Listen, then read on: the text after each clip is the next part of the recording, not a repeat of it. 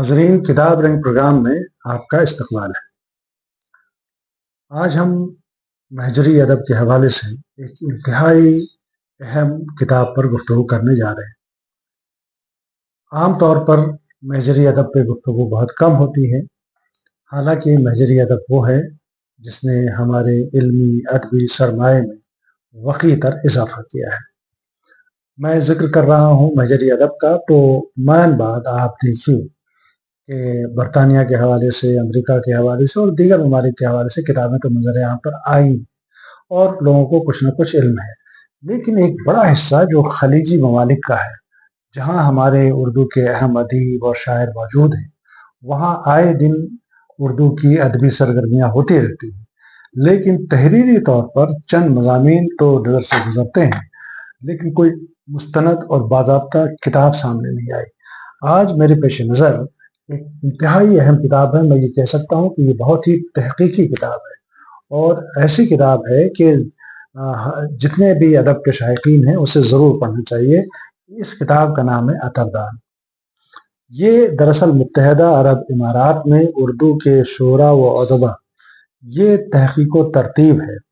شاداب الفت صاحب نے بہت ہی مشکلوں سے، بہت محنت شاقہ سے اس کتاب کو تیار کیا ہے۔ بنیادی طور پر یہ تحریک انہیں صدف انٹرنیشنل کے آن لائن سیمینار، جس میں متحدہ عرب امارات کے ادبی ورثے کو سمیٹنے کی کوشش کی گئی، تو صدف انٹرنیشنل بھی ایک بہت ہی اہم تنظیم ہے جس نے اردو ادب کے حوالے سے گراں قدر خدمات کو انجام دیا ہے۔ میں یہاں بات کر رہا ہوں شاداب الفت صاحب کی اس تحریر اور اس تحقیق کے حوالے سے۔ اس کتاب میں تقریباً 60 ادبا اور شعراء کا تعارف کرایا گیا ہے۔ میں یہ سمجھتا ہوں کہ خلیجی ممالک کے حوالے سے یہ پہلی کتاب ہے جو بہت ہی تحقیق کے ساتھ لکھی گئی۔ اور آپ یہ دیکھیں کہ ایک وہ شخص جو ملازمت کے غرض سے متحدہ عرب امارات کے کسی حصے میں اپنی پیشہ ورانہ زندگی میں مصروف ہے، باوجود اس کے انہوں نے ان تمام چیزوں کو حاصل کیا۔ یہ کتنا مشکل کام تھا، اس لیے کہ کوئی مسلسل مضمون نہیں لکھا گیا، کوئی تاریخ محفوظ نہیں کی گئی، لیکن انہوں نے کرونا کے دوران جو وقت ملا اس کا سب سے بہتر استعمال کیا کہ کہیں اخبار کے تراشے، کہیں کوئی مضمون، تمام چیزیں انہیں کسی نہ کسی طرح سے حاصل کی۔ اور وہ یہ لکھتے ہیں کہ جب وہ تیار کر رہے تھے انہوں نے سارا کام کر لیا تو وہ کمپیوٹر سے ڈیلیٹ بھی ہو گیا۔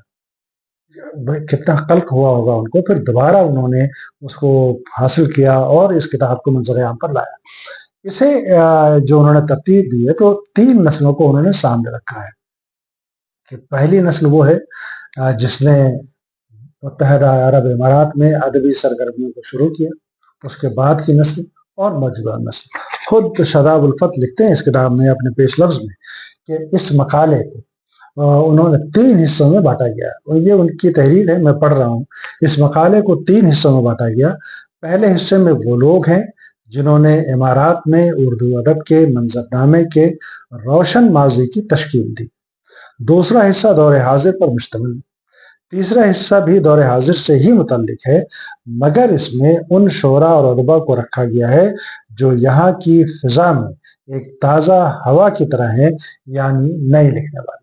اور یقین مانیے کہ جب میں نے خود وہاں کی ادبی سرگرمیوں کو اپنی آنکھوں سے دیکھا تو اندازہ ہوا کہ کتنا اسپارک ہے کہ ان کے اندر، اور کتنی للک ہے ادبی تہذیبی سرگرمیوں کو جاری و ساری رکھنا۔ یہ بہت اہم کام ہوتا ہے۔ دیکھیے، اگر میں گنانا شروع کروں تو جتنے بڑے نام ہو سکتے ہیں وہ یہاں موجود ہیں، اور کئی دلچسپ واقعات بھی ہیں۔ کبیر خان کا ایک مضمون ہے کچھ نشہ یادوں کے، اس میں وہ لکھتے ہیں کہ خلیج میں دوسری جو رابطے کی زبان ہے وہ اردو ہے، تو وہاں پہ جو بورڈز ہوتے ہیں، نشانات ہوتے ہیں، وہ عربی میں بھی ہوتے ہیں، اردو میں بھی ہوتے ہیں، فارسی میں بھی ہوتے ہیں، انگریزی میں بھی کہیں کہیں ہوتے ہیں، لیکن زیادہ تر یہ 2 زبانوں کا استعمال کیا جاتا ہے۔ یہاں تک کہ حرمین شریفین میں بھی آپ دیکھیں تو عربی کے بعد اردو کے سائن بورڈز آپ کو ملیں گے۔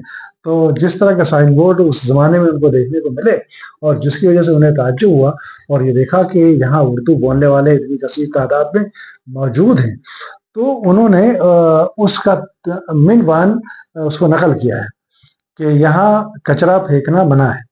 خلاف ورزی کرنے پر 500 درم جرمانہ۔ اور اسی طرح سے دوسرے ایک بورڈ میں ہے کہ پارک کا حاضہ میں پان اور نسوار تھوکنا منع ہے۔ جس نے گھاس یا فٹ پاتھ پر گلکاری فرمائی، اب ذرا غور کریں کہ سائن بورڈ ہے، گلکاری فرمائی یعنی پان اور نسوار کھانے کے بعد 1000 درم جرمانہ اور 2 ماہ قید۔ تو اس طرح کے بورڈ سے تحریک ملتی ہے، اور انہوں نے کہا کہ یہاں جب اتنے لوگ ہیں اس طرح کے، تو کیوں نہ اس کو ادبی سرگرمی میں تبدیل کریں۔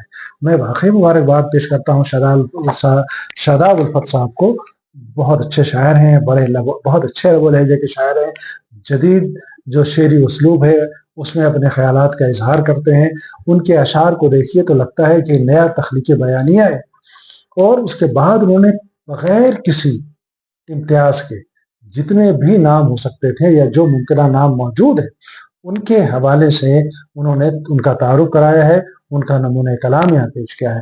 ان کے نمونہ کلام کو اگر دیکھیں تو ایسا لگتا ہے کہ واقعی اتنی اچھی شاعری وہاں کے رہ کر کے لوگ کہہ رہے ہیں۔ جیسے موسیٰ ملی آبادی کا ایک شعر ہے، اچھا خود شاداب الفت صاحب سے مجھے شکایت ہے کہ انہوں نے اپنے اشعار کے نمونے اس میں نہیں شامل کیے، اور یہ ایک دو شعر میں کہیں کہیں سے پڑھتا ہوں، یہ کوئی انتخاب نہیں ہے، جیسے برق میں گردانی کر رہا ہوں جو شعر سامنے آ رہا ہے۔ یہ جیسے موسیٰ ملی آبادی کا ہے، راہ کے خار کو پیروں سے مسل دیتے ہیں، کر کے مسمار ہر ایک سنگ کو چل دیتے ہیں۔ اب آپ دیکھیے سہل زبان میں جس طرح سے انہوں نے یہ شعر لکھا، یہ ایک مثال دی ہے، لیکن ایسی کئی مثالیں موجود ہیں۔